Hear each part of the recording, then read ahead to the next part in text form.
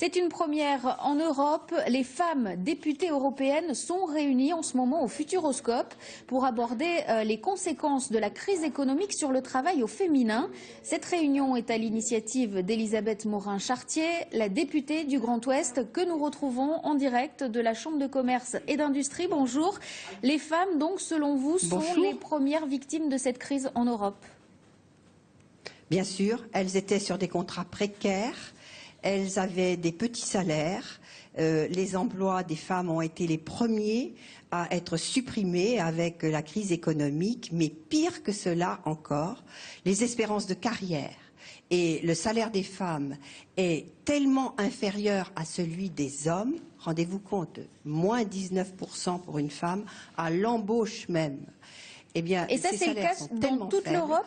Qu'elles se sont retirées dans les 28 États membres. C'est aussi vrai en Bulgarie, en Croatie qu'en France ou en Allemagne, avec quelques différences. Mais on voit bien que le problème de la carrière des femmes, le problème de l'implication des femmes dans le monde du travail est un véritable problème dans toute l'Europe.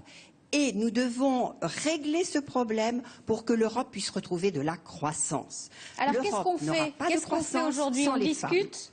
On fait avancer les projets? Qu'est-ce que vous allez décider? On agit et on agit ferme et dur. Pourquoi? Parce que nous sommes dans une période où nous devons non seulement agir à l'intérieur de l'Europe, mais aussi à l'extérieur de l'Europe. Il nous faut conforter l'équilibre entre la vie familiale et la vie professionnelle. Il nous faut faire en sorte que les gouvernements européens prennent des mesures poussés par l'Europe, qui réduisent les écarts de carrière entre les hommes et les femmes, les écarts de salaire, parce qu'il faut à tout prix éviter la paupérisation des femmes. Il faut que ça passe par une loi politique, économique.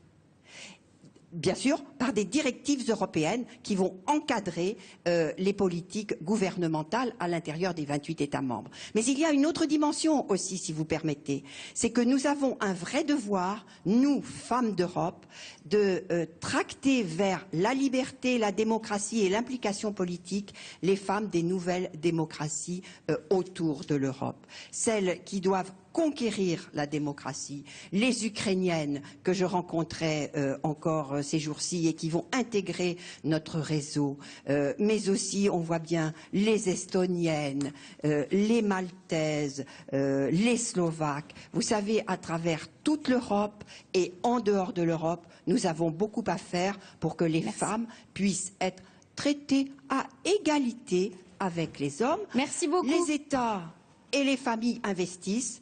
Il faut que le travail se retrouve à égalité. Merci beaucoup Elisabeth Morin-Chartier. Je rappelle donc que l'Association des femmes européennes que vous présidez fête ses 60 ans jusqu'à demain à Poitiers.